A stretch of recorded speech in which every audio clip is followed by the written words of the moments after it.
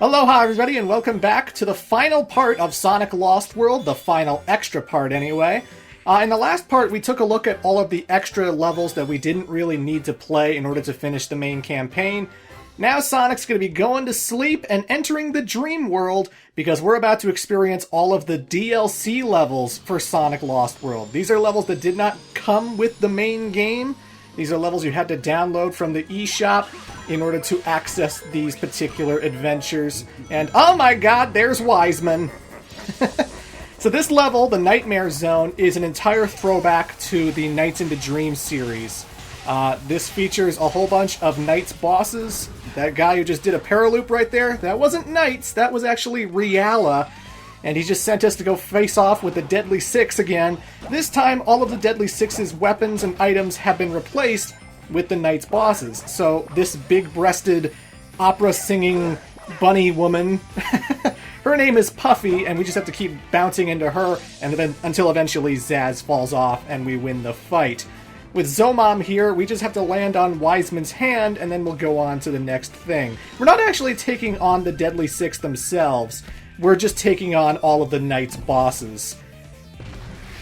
So yeah, this DLC is not actually available on the Nintendo eShop if you got the game new.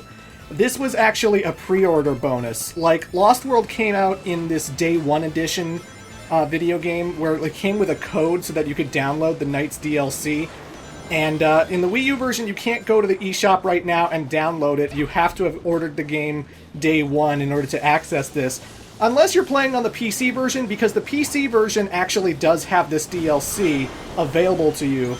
And only this DLC, by the way, because the next two levels are going to be completely Nintendo-themed, and those are exclusive to the Wii U.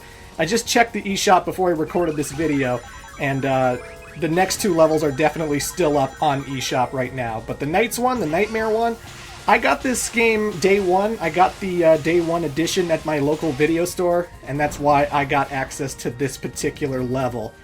It's a very similar situation to Casino Night from Sonic Generations. So, yeah. With Master Zik, we had to fight this fish named Gulpo.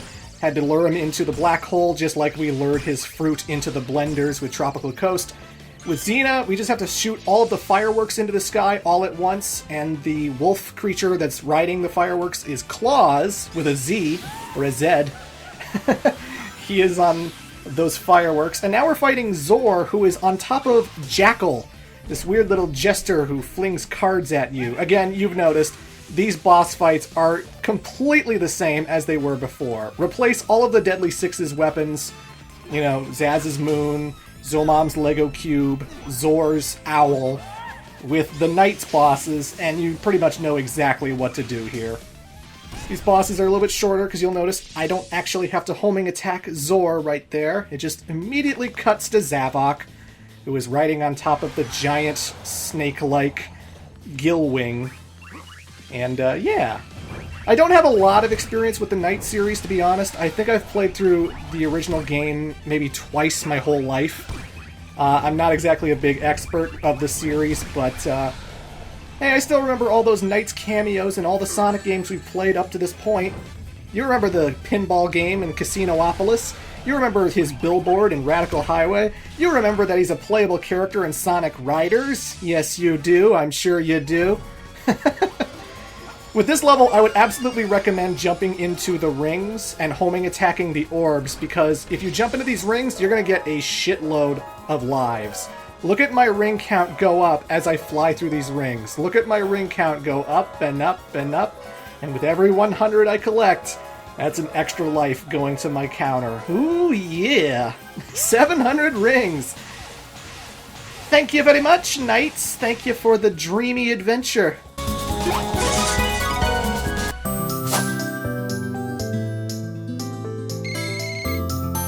So again, this DLC is on the Wii U and the PC version, but the Wii U one you kind of had to pre-order, and this is the only PC DLC you're likely to see. Now let's move on to the second piece of DLC that came out a few months afterwards, Yoshi's Island. I have kept comparing Sonic Lost World to a Mario game.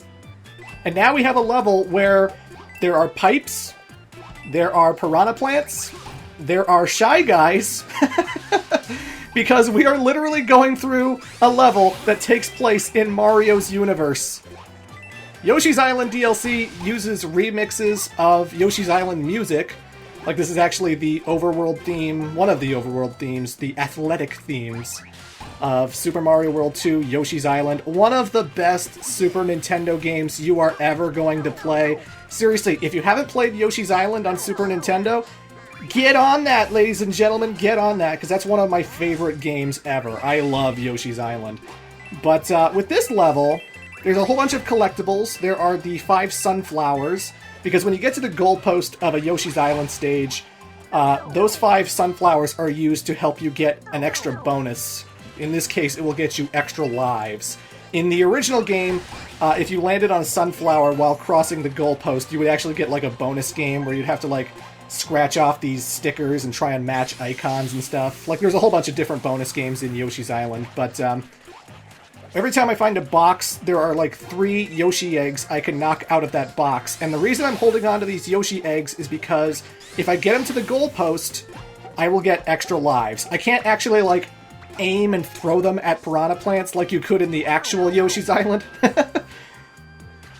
Instead, what this is basically like, it's like a challenge where like you want to collect as many eggs as you can and you don't want to take any damage. Because if you take damage in the Yoshi's Island DLC, all of these eggs are going to scatter, they're all going to leave your person, and you're not going to have them anymore. All it takes is just one hit and the eggs are gone. So the challenge of this level is, again, collect as many eggs as you can, don't take any damage whatsoever, and then when you get through the goalpost, all those eggs are going to hatch, and all the Yoshis are going to come out, and you're going to get a whole bunch of extra lives, and that is fantastic. Yes, sirree, Bob. Piranha plants are practically invulnerable. Like, you can't homing kick them, you can't homing attack them, you can't jump on them at all, but if you homing kick a Shy Guy into one, that will kill him. And oh guys, I love the victory theme so much.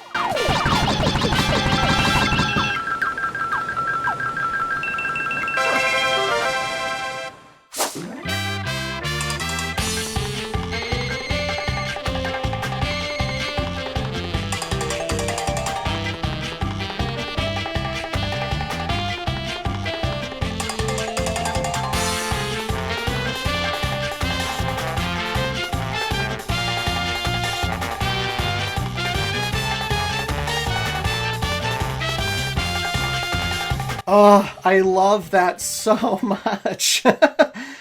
And then, after Yoshi's Island came out, there was The Legend of Zelda Zone.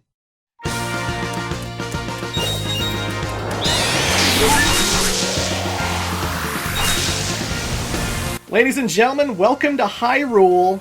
This is a Sonic game where we run around in Hyrule while wearing Link's green tunic. What the hell kind of acid trip did I just take?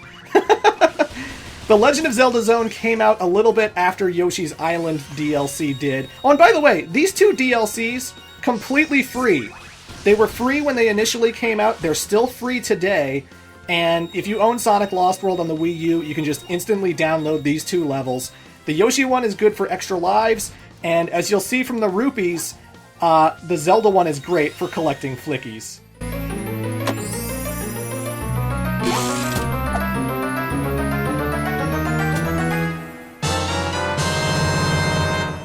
Oh, that's fantastic. That is so fantastic.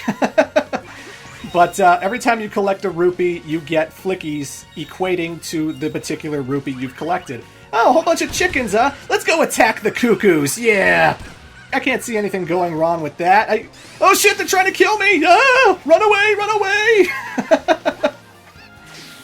That's fantastic. Just like the regular Zelda games, you cannot attack the cuckoos, otherwise they will try and kill you, and that's no good. So you better watch out. You can spin dash through the bushes to get extra rupees.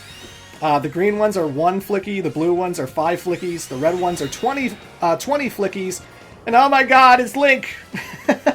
There's Link flying around on that bird from Skyward Sword, whose name I can't remember because I didn't like Skyward Sword all that much. But whatever. Green is 1, blue is 5, red is 20, and if you find a purple rupee, that gets you 50 flickies. And you'll notice I've already collected 500 flickies, and I've only been in the open field here so far. And that's actually pretty awesome to have an open field with Sonic Lost World, because for the majority of the game, regularly, we've been going through Windy Hill, Desert Ruins, and they're all kind of like tubes, you know?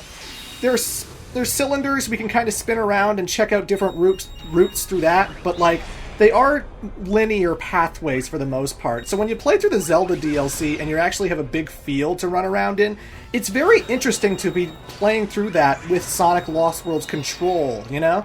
That's why I don't think Sonic Lost World's control is a complete wash, and I don't think it should have been abandoned and given up on. I actually think they could have done something really interesting if they put Sonic in some more open-ended, big locations to run around in a future sequel or something, you know? Like, this Zelda DLC makes me think, like, this is kind of interesting. I kind of like running around big open spaces with the Lost World engine. It's kind of interesting, and I would have liked to have seen more stuff like that.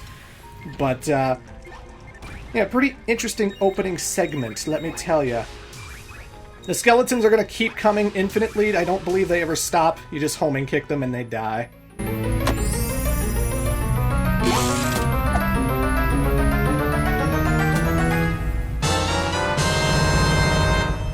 And obviously, Sonic does not have a traditional ring count. He just has hearts, and if I take 5 hits, I die, so you want to find hearts in order to keep your health up. And the music track that's playing in this cave while I'm dodging all these Gorons and stuff, this is a remix of the dungeon theme from The Legend of Zelda: A Link to the Past, another Super Nintendo game I can't help but recommend, because Link to the Past is my favorite Zelda game. I love that game to death.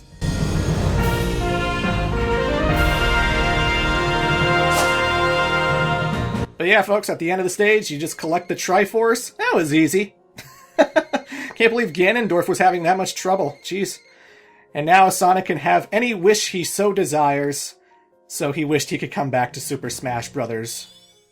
Again, keep in mind, the only DLC that's on the PC version is the Knights one. The Yoshi one, the Zelda one, they are exclusive to Nintendo. So if you want to experience that, better play it on Wii U. But, yeah, folks, that's it for my Lost World Let's Play. That's all the extra stuff I wanted to show. And now I'm going to be moving on to Mario and Sonic at the Sochi 2014 Winter Olympic Games.